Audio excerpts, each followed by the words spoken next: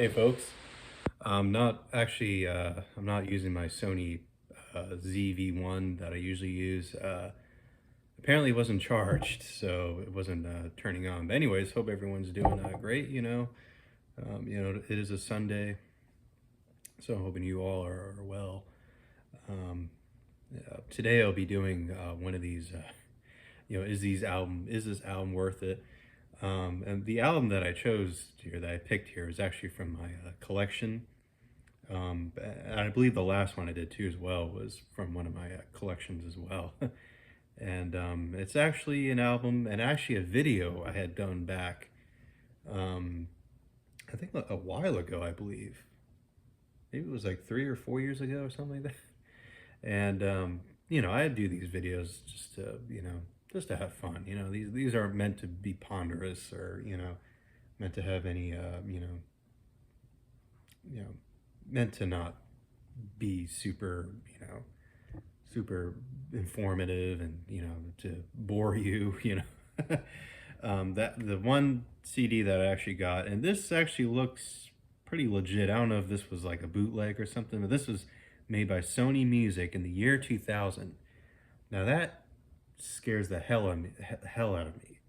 2000, the year 2000. I mean, I was like 4 years old, not even three. I was born in 1996, and then, I'm getting pretty old now. I'm going to be in my 30s here pretty soon, in a year or so. So it's scary to think that. And and yeah, I'm pretty sure most of you who have stuck around my channel here for a good while. I actually started making videos. My biggest thing is making record videos. Yeah, that's sort of my forte, or at least my norm of making YouTube videos was actually doing records. I still do that, of course. But my main thing is definitely my main channel here, and I've been doing a lot of, my reviews and stuff, the stuff that I've been doing, and I've been getting rid of a lot of, and it's sad that I have to take down a lot of my videos here on my channel because some of them are just, I'm not really interested of having them up on my channel anymore. I just stick with just the usual, like, of course, reviews and stuff. But let's get to the is this album worth it? And I'm going to be choosing this album here. Look at that. That is just so like this to me looks like one of those CD-ROMs, right? Or looks like one of those, like, those computer games kind of. Look at that there. Burl Ives. Now, I grew up with him, of course. Not that I grew up with his music, but I grew up with watching Rudolph the Red-Nosed Reindeer, and I recognize his voice, and I recognize his his singing, of course. And I actually researched this album, and I was actually on one of my many road trips with my dad over in New Jersey, and I believe this was sometime in early 2022 or something like that. And the first exposure of this was actually, I think it was The Times They Are Changing. I was like, oh, okay. Now, now this is definitely not the cover, the original cover, actually. I know some of you are probably wondering, like, is this really, does this even look legit? Yes, it is. And this is actually not the cover, of course. This was probably a picture of him later in his life or whatever. He actually died in 1994 or something like that. So yeah, Mad C Entertainment who did this, of course. And it's weird with this, you know, liner notes thing. Don't you hate that? That's such a pain in the ass. So you try to get this liner note thing off the the clips or whatever, and and it just sounds like it's gonna like rip up. It's a pain here, folks. I'm sorry, but anyways, CDs like this, of course. I know it looks like a cheapo kind of, it wouldn't even look real. I mean, but apparently it's made by Sony Music, so it seems legit. And you got the back thing here too, and it kind of goes through a nice history of his life, pretty much. He expands his career up to, well, looks like almost 4 decades he's been doing music. Um, he had a couple of hits, Funny Way of Laughing and A Little Bitty Tear from 62. Said he also had a variety show, apparently. Of course, very popular. Of course, everybody, the Rudolph the Red-Nosed Reindeer. And yeah, he died in 1995. So I like the little read up here, you know.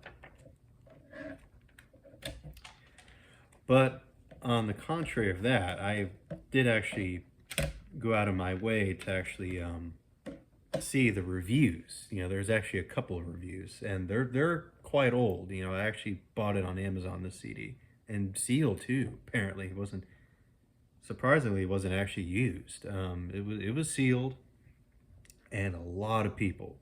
I mean, a lot of folks who seem to not care for that kind of music. You know, the folky kind of thing, whatever. And you know that could be the same for people like Glenn Yarborough or Lead Belly, or you know, just any of those old folky, and Pete Seeger or whatever, you know. Definitely a lot of really bad harsh comments, you know, really bad oh, like he's really trying a little bit too hard, they say.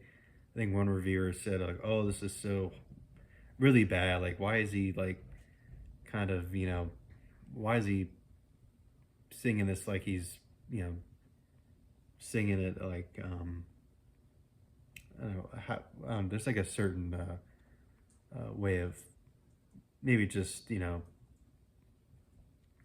talk singing kind of, if you will, you know. And I mean, this isn't meant to be blonde on blonde or anything, you know.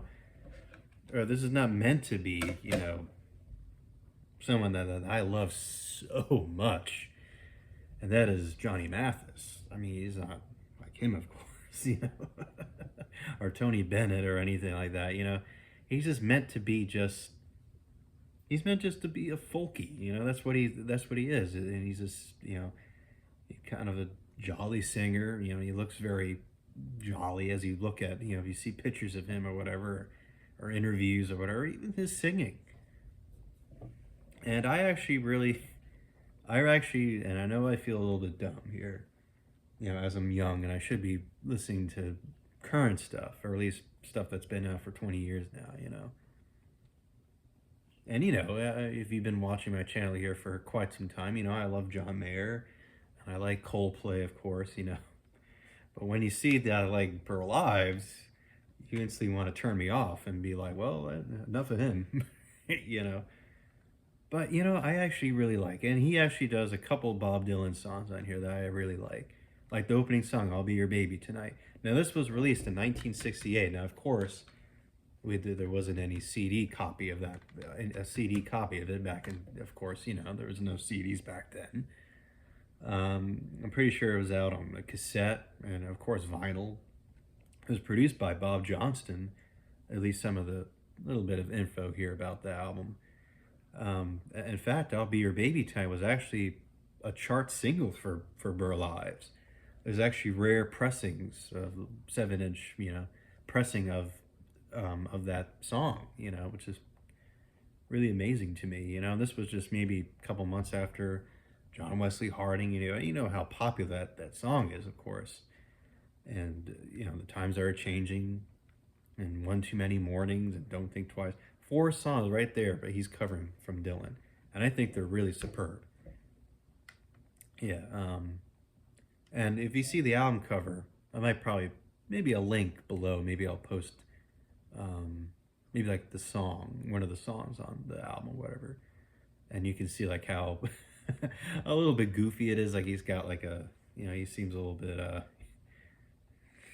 like one of those oldie folky, you know.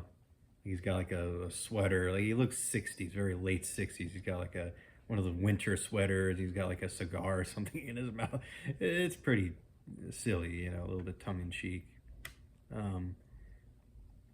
Of course, he does that beautiful Jimmy Webb song, which I love. By the time I get to Phoenix, Gentle on My Mind. Of course, those were famously done by Glenn Campbell. Little Green Apples. I love that. His cover is very good. I mean, just good stuff. Charlie Daniels covers a Charlie Daniels song, Maria, a beautiful song. Beautiful. Paul Simon, he covers here. And another Charlie Daniels song, folk singer.